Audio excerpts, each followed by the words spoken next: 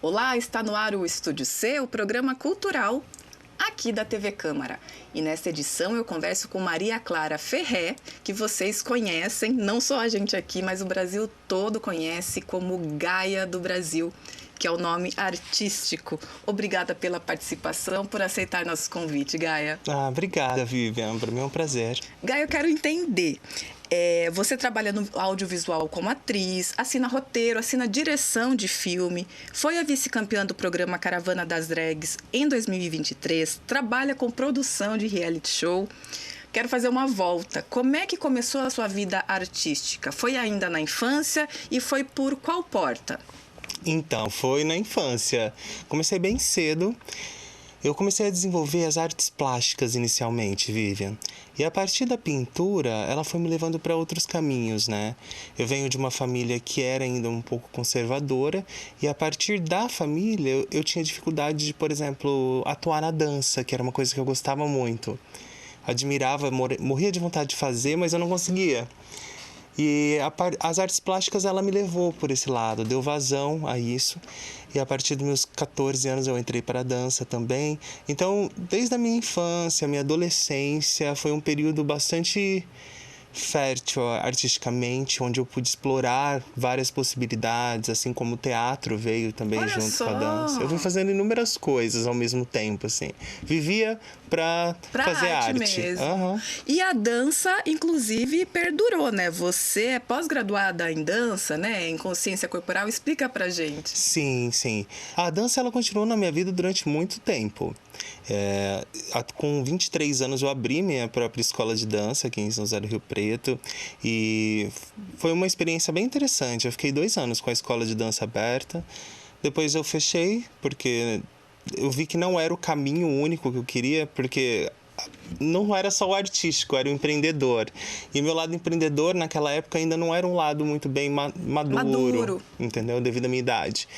Então eu falei, olha, não é isso que eu quero, mas continuei dando aula de dança até aproximadamente uns 5 anos atrás. Olha só, a dança também permeou aí toda a sua trajetória. Sempre esteve junto, assim, ela vai andando junto, assim, com a minha arte. Eu sempre coloco dança. E principalmente eu acho que assim, o movimento, Vivian, para mim é importante. A gente, quando fala de dança, a gente geralmente fala de técnica de dança, né? E aí eu penso no movimento corporal, natural, que a gente desenvolve. O nosso corpo, ele tem movimentos únicos que vão designando e dando novos caminhos. Então, a partir da minha arte, eu utilizo da movimentação como uma ferramenta de interpretar novas possibilidades, sabe? E principalmente, por exemplo, eu imagino de ocupar palco, por exemplo, né? Espacialidade mesmo, sim, né? Sim, espacialidade é importantíssima.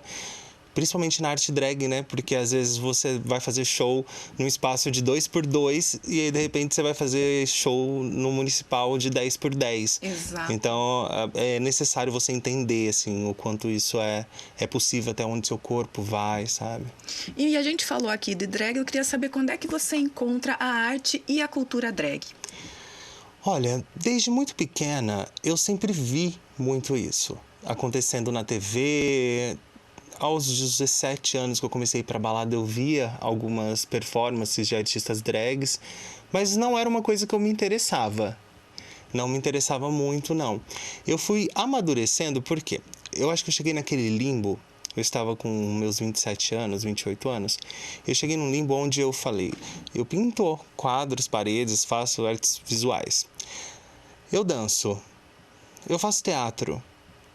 E como que eu vou ganhar dinheiro? Eu não conseguia ganhar dinheiro em nenhuma dessas possibilidades. E aí eu comecei a pensar que seria possível eu criar uma persona e a partir dessa persona, que se tornou a Gaia, eu juntar todos os elementos artísticos e possibilitar um mercado de trabalho. Porque ainda... Tornar profissão mesmo, sim, né? Sim, porque ainda hoje são poucas artistas drag queens e transformistas que ganham realmente um dinheiro satisfatório. E eu falei, já que eu vou entrar, eu vou fazer um projeto Gaia. Então foi justamente nesse... Eu falo muito que eu projetei a Gaia. Esse processo que durou quase um ano, eu projetei num sentido onde quando eu aparecesse fisicamente nos lugares, as pessoas notariam que já tinha uma qualidade de maquiagem, de figurino, de personalidade, para que o caminho que eu gostaria de trabalhar e que eu vim trabalhando pudesse ser possível, fosse Entendi. possível. E realmente aconteceu isso, porque bem no início, assim, próximo de 2017, 2018, nós começamos a criar um movimento na cidade que se chama Movimento Transmutação, que a gente inclui algumas artistas drags daqui e vai retirando a drag da noite, da boate, e colocando ela em outros lugares, espaços, né? em vários outros espaços. Então, hoje, se você me perguntar, 90% do meu trabalho é sob a luz do dia, sabe? Não é nas boates. Então, eu trabalho com a arte drag. E a arte drag me possibilita hoje trabalhar com outras ferramentas, assim como o cinema que você citou. Que bacana. Eu vi uma entrevista sua, numa outra ocasião, você falando que em algum momento você achou que por arquitetar e por pensar na Gaia, por construí-la, ela em algum momento seria uma fraude. Que momento foi esse que você entendeu que não, que ela era a sua voz e a sua verdadeira essência? Olha, eu fui entender com a minha terapeuta mesmo.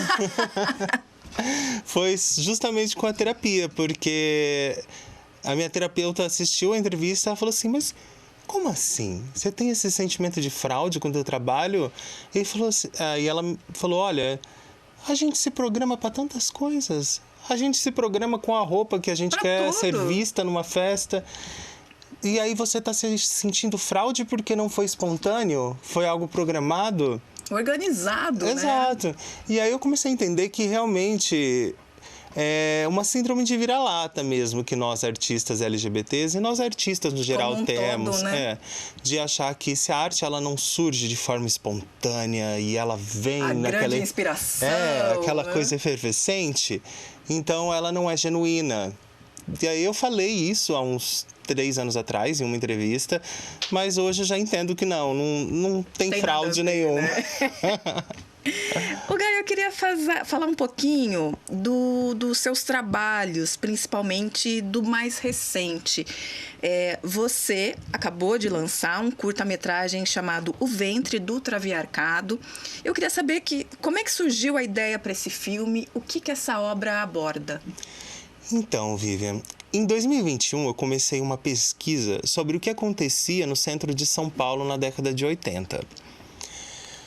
Com a população LGBT especificamente. Isso, e em específico com a população trans. Meu foco ele foi diretamente na população trans. Por quê? Eu comecei a perceber que muitos dados e muitas situações estavam sendo ocultadas. Então eu não conseguia encontrar revistas, eu não conseguia encontrar jornais, nem matérias. E aí eu falei, vou ter que comer pelas beiradas até encontrar o que está acontecendo. Foi quando eu ouvi falar sobre a Operação Tarântula, que aconteceu no centro de São Paulo, eu falo de 86 até 87, só que algumas pessoas dizem que durou até um período um pouco maior. O que seria isso?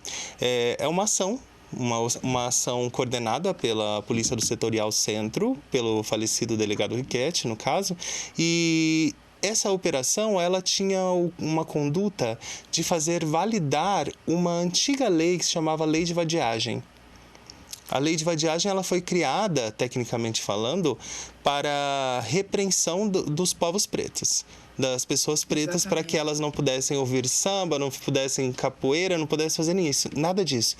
E aí na década de 80 foi utilizada contra as travestis também, ou contra qualquer pessoa que demonstrasse na rua um comportamento afeminado. Então, utilizava-se uma roupa, uma peruca, e isso já era considerado vadiagem. Então, o que acontecia? Violência. Aconteceu muita violência, muita morte, muita ocultação. E quando a gente olha esse cenário dos anos 80, foi um período onde aconteceu esse limiar da epidemia da HIV/AIDS, que a epidemia acho que surgiu um boom em 86 ou 87. E quando a gente olha isso acontecendo ao mesmo tempo e a dificuldade do acesso eu pensei, como que essas pessoas conseguiam sobreviver? E aí vem muito de Brenda Lee, de entender a história de Brenda Lee, né? Porque Brenda Lee foi a primeira casa de acolhimento de São Paulo. Foi fechada há uns 5 anos atrás. Mas a Brenda Lee, ela foi uma travesti que fez o papel do Estado. E o próprio Estado acabou deixando com que ela fizesse o papel nos anos 80. Porque o Estado não conseguia fazer absolutamente nada, não tinha interesse em fazer absolutamente nada contra, a favor né? da população e também, principalmente, em buscar medicações, porque ali foi o meado que surgiu o AZT, os primeiros estudos, então já existiam algumas medicações sendo elaboradas nos Estados Unidos. Mas quem trazia muito essas medicações eram as donas de boates heterossexuais que tinham muita grana, elas iam para os Estados Unidos e voltavam com medicações para ir mantendo viva essas pessoas que elas amavam ali.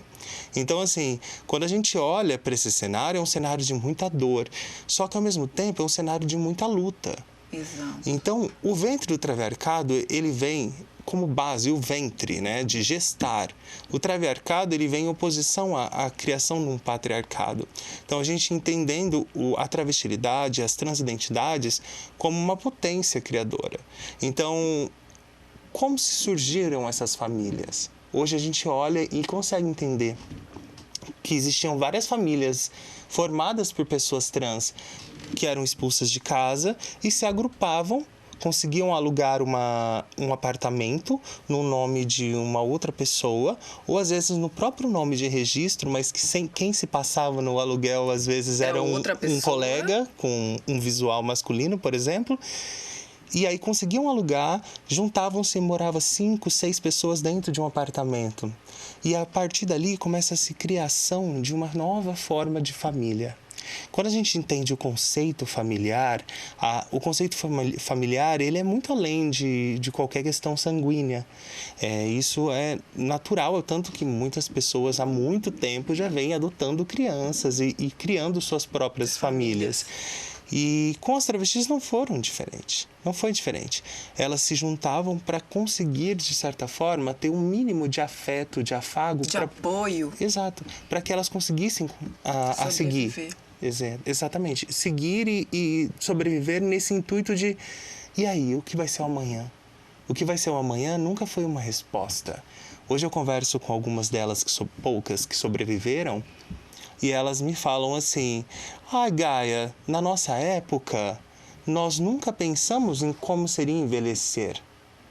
Porque todas as nossas referências morriam muito jovens. Até mesmo nossos ídolos morriam jovens. Isso me botou para pensar o quanto era urgente a gente tentar reformatar. Porque tudo que se tem feito no audiovisual até hoje foi feito por pessoas cisgêneros, entendeu?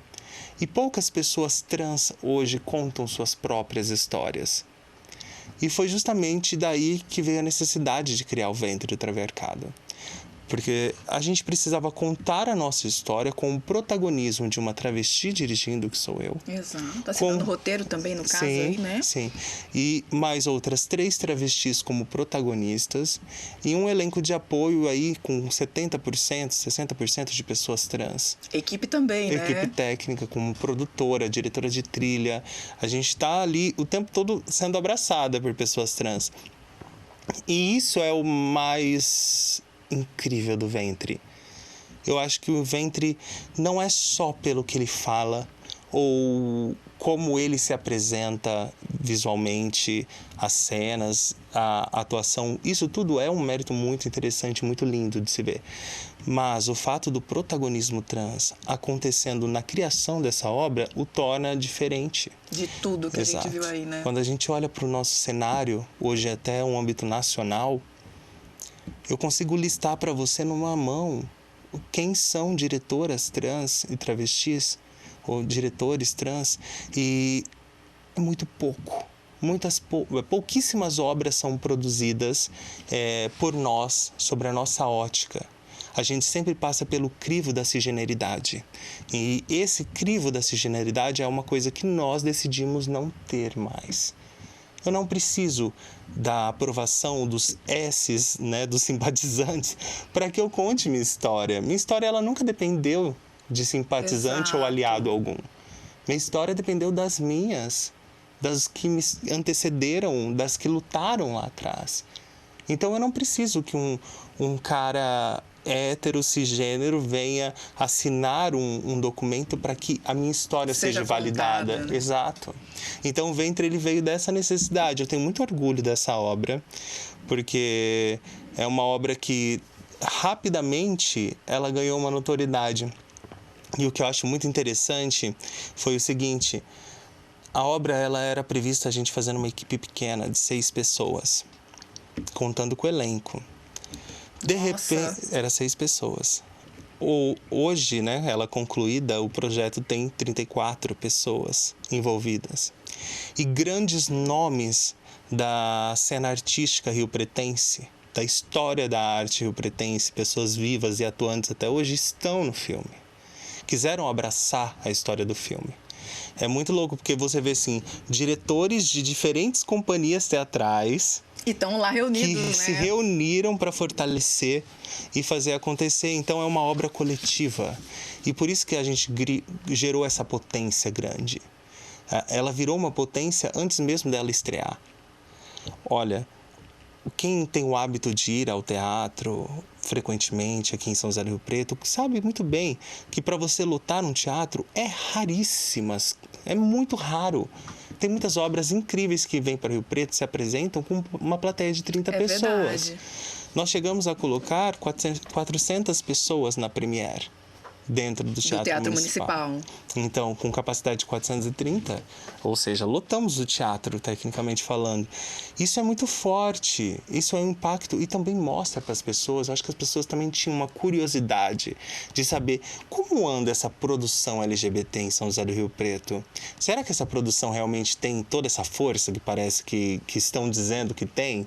E tem. Mostrou que tem e aí numericamente, a obra, né? numericamente acabou e falando na potência por da si. obra, claro. Exato. A obra nem tinha estreado, mas devido todo o seu histórico, né, ao ser apresentada para a bancada, ela foi selecionada para o Festival Internacional de Teatro.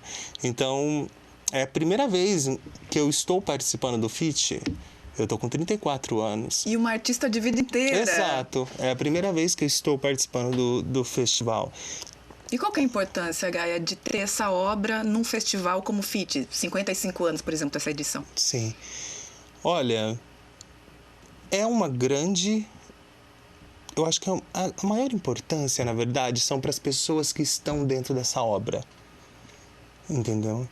Eu acho que... Eu até comentei isso quando eu estava defendendo o projeto, que o que mais me motivava a ter o projeto dentro do FIT não era só as pessoas que iriam alcançar a obra.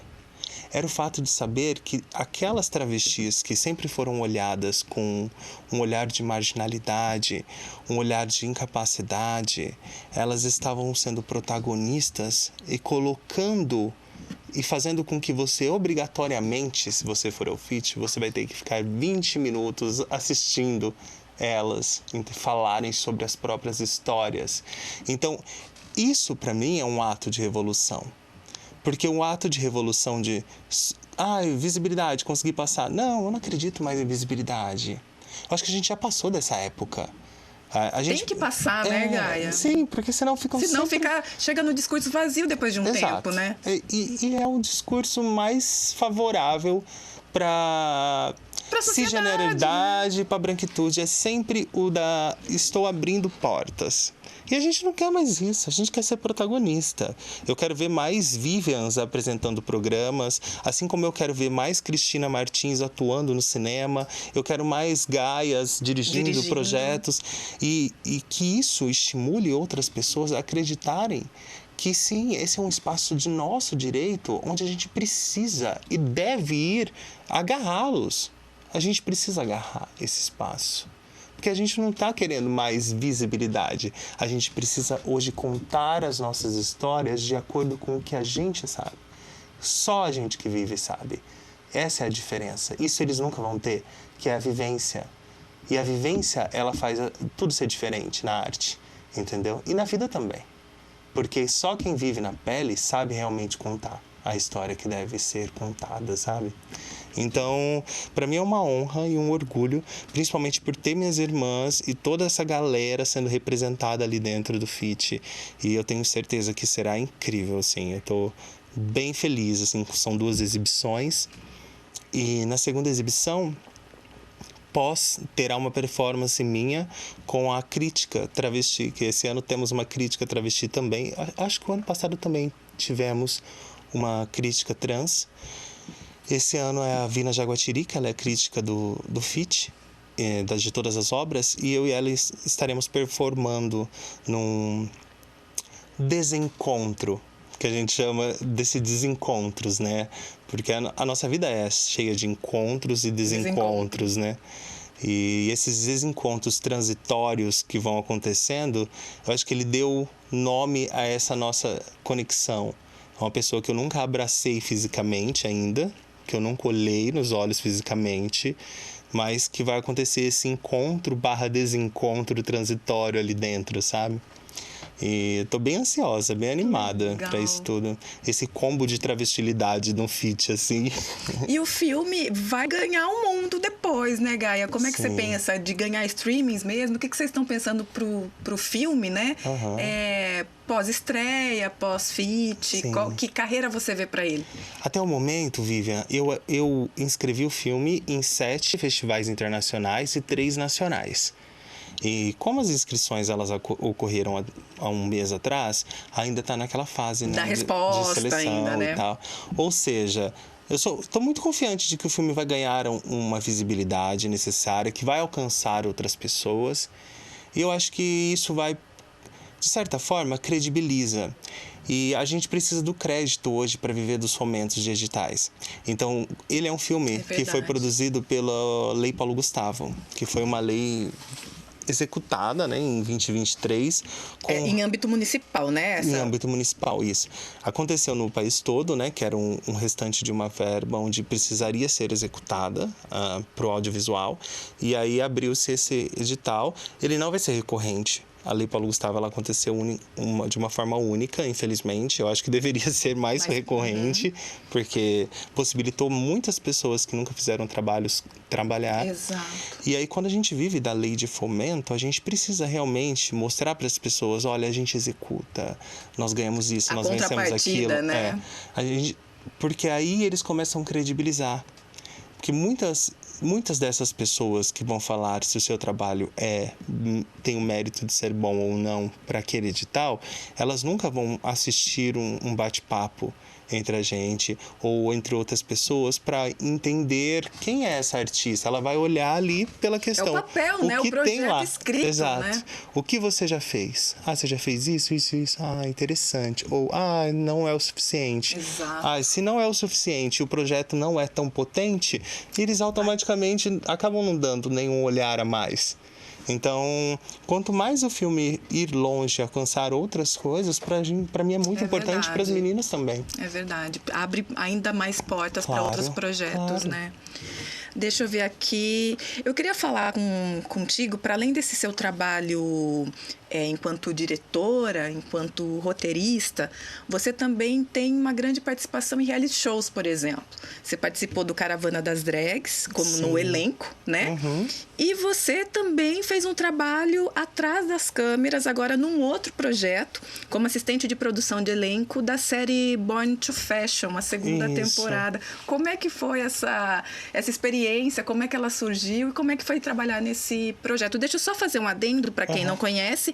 Esse é um programa que mostra os desafios de mulheres transexuais tentando ingressar aí na carreira de modelo, né? O Born to Fashion. Isso. É muito interessante, assim, porque primeiro veio o Caravana, né?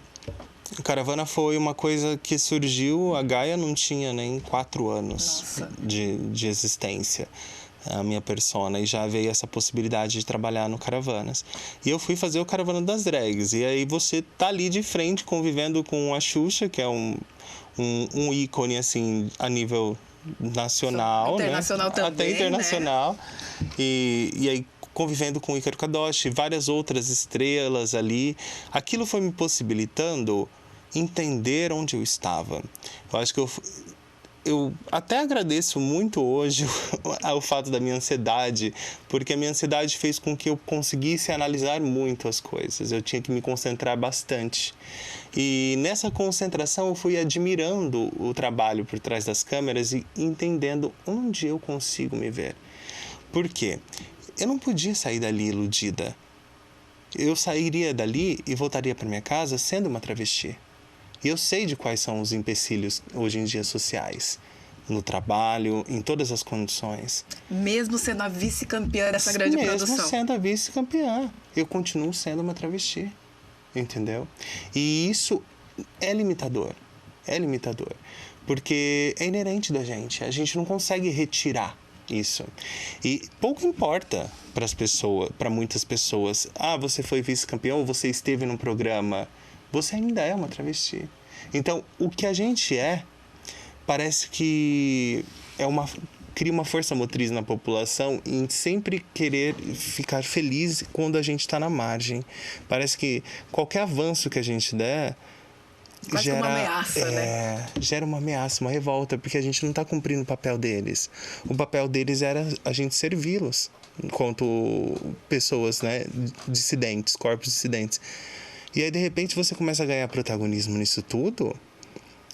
É um perigo. Então, quando eu saí do programa, eu falei, gente, eu não estou nem preocupada aqui se eu vou ganhar ou não. Eu preciso entender o que eu consigo fazer para eu conseguir trabalhar depois. Fortíssimo isso. E aí, assim, eu olhei aquilo e falei, eu acho que eu tenho capacidade de trabalhar mais no audiovisual. E a única coisa de audiovisual que eu tinha feito tecnicamente tinha sido a pesquisa da Operação Tarântula, que foi em 2021. Então, aí eu já entrei pro Caravana, eu falei, Jesus, agora eu tô lidando com o mainstream mesmo, né? De você saber como que acontece nesses grandes streamings e com essas grandes empresas. E veio a possibilidade, pós isso, de eu atuar numa série que se chama Mashup Brasileira, que passou na TV Brasil. Quem quiser ver é só procurar na programação da TV Brasil. Sim, que é uma série incrível, que eu tenho muito orgulho. Mesmo é um episódio por artista. Exato. E eu tenho tanto orgulho daquele episódio, assim como eu tenho da série completa da Caravana. Porque ali a fusão cultural, ela mexeu muito com o meu psicológico de uma forma positiva, sabe? E veio de encontro a uma coisa que você já tinha, né, Gaia? Exato. Dessa atenção à brasilidade, Exato. do que é nosso, né? Eu acho que o nome do Brasil, eu precisava fazer valer isso, sabe? Então, eu sempre tive esse encontro com a música nacional, com as referências nacionais, esse estudo, né, histórico. E a partir daí eu percebo que o programa ele também me levou para esse caminho, porque eu fui tipo fazer uma imersão no carimbó durante o Círio de Nazaré em Belém do Pará. Então foi uma loucura, assim, foi uma grande loucura e foi incrível. E aí eu voltei e consegui meu primeiro trabalho dentro do audiovisual, que a minha produtora de elenco da Caravana das Drags é uma mulher trans, que é a Alessandra Vaz. E aí ela me ofertou a possibilidade de trabalhar como assistente de produção de elenco dentro da Born to Fashion, que é esse reality show do Canal I, né? Do Canal I, de pessoas trans. E que é incrível. É incrível, assim, você perceber a potência, né? Nós, quanto potência. Eu assisti a primeira temporada, eu fico imaginando como quem trabalha ali, né? E essa segunda temporada tá incrível. Vai estar incrível. Ela estreia daqui eu acredito que 2 meses. Não, daqui a pouquinho, então. E tá muito diferente da primeira temporada. E tá bem interessante de se ver, sabe? Tá palpável, tá um pouco mais consciente e gritante. A representatividade preta, ela tá de uma forma exponencialmente muito maior. A presença de transmasculinos, de homens trans dentro do reality, presença de corpos gordos. Então, assim, eu me senti muito contemplada quando eu entrei lá e comecei a ver a diversidade dessas pessoas. Sabe quando te dá uma felicidade? Porque quando a gente é artista, por mais que você tá fazendo um trabalho que às vezes é mais técnico, só que ainda você se sente ali, sabe, pertencente. Você sente e fala, nossa, essas pessoas vão sair daqui um pouco mais com confiança de que elas podem mudar o amanhã delas. Exato. E quem assiste também, né, Gaia? Exato. Pera lá, se você se vê ali, também posso, né? Claro, inspira muitas pessoas. Exato. Inspira muitas pessoas. Então, para mim, isso está sendo incrível, está sendo gigantesco. E depois eu já vim terminando o Ventre do Travercado, estreamos o Ventre e já continuamos aí em outros. Já tem algumas outras obras. Você pode falar? Posso. Tem um projeto muito interessante que a gente vai gravar, que é o meu próximo trabalho audiovisual, se chama Rita, e ele conta a história de dois lados que eu nunca vi no audiovisual sendo conectado. Primeiro, o que é a velhice, como é a velhice de pessoas trans? Sendo que num país onde eu já estou no meu limite de vida, Exatamente. porque eu vou fazer 35 anos. E a média A média é 35 anos. Então, como é envelhecer sendo uma pessoa trans no Brasil? Aquela pessoa que não tem a família, aquela pessoa que foi deixada de lado. Aí o idoso, ele já automaticamente se já torna é marginalizado, infuncional, né? As pessoas têm esse capacitismo em cima da terceira idade. E com o agravante dessa pessoa trans ter Alzheimer, quem cuida dessa pessoa?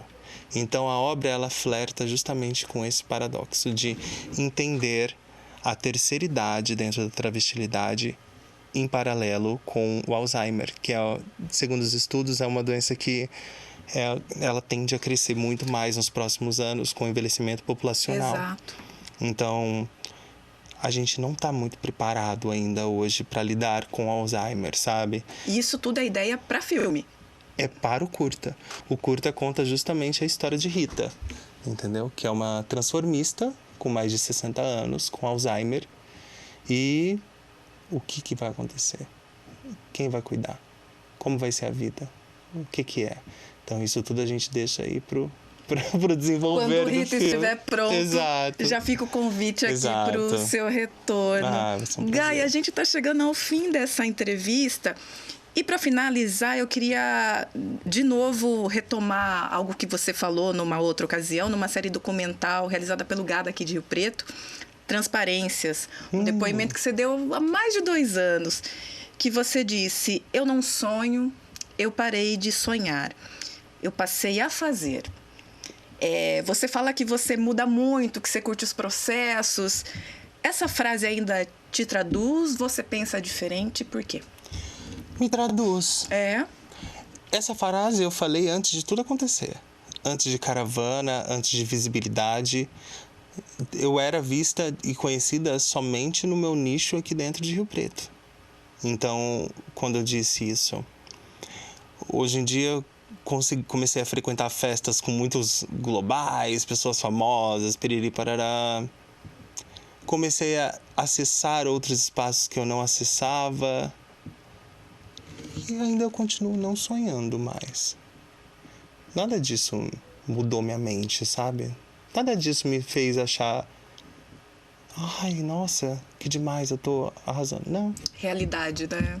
Eu acho que E trabalho na realidade, né? Essa atuação eu acho que o fato... forte, específica mesmo. E Vivian, o fato da gente deixar de sonhar, às vezes é necessário.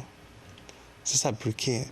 Eu vejo o sonho como uma moeda de fazer a gente ficar batendo cabeça. O sonho, ele foi vendido para nós, corpos dissidentes, como uma possibilidade de um dia você vai chegar lá. Um dia isso pode acontecer. E, na verdade, não é isso. Porque nesse um dia, eles já estão tramando tudo por trás. Se a gente não conseguir entender qual é o boicote do sistema para a gente conseguir alcançar... E agir, como você fala... a gente vai ficar só no sonho. Então, eu realmente acho que eu parei de sonhar já há muito tempo, assim. E hoje em dia eu estou muito mais realizando coisas. E foi muito positivo para mim. Foi muito positivo para mim. Afinal, estou aqui conversando contigo, tendo essa troca. Eu me sinto muito honrada. Obrigada, honrada, tô eu. Felicíssima por essa entrevista. Agradeço muito a sua participação. Sei que a agenda estava lotadíssima e agradeço você ter liberado um espacinho aqui pra gente. Eu que te agradeço. Obrigada mesmo pelo carinho. Me sinto muito feliz de estar aqui contigo. Que bacana. Pessoal, essa edição do Estudo C fica por aqui. Se você quiser rever este programa, basta acessar o nosso canal no YouTube. Estamos lá como TV Câmara Rio Preto. Mais informações sobre a cultura da cidade, você já sabe, pode acompanhar ao longo da nossa programação e também em nossas redes sociais. Estamos no Facebook e no Instagram. Muito obrigada pela companhia, muito obrigada pela audiência e até o próximo programa.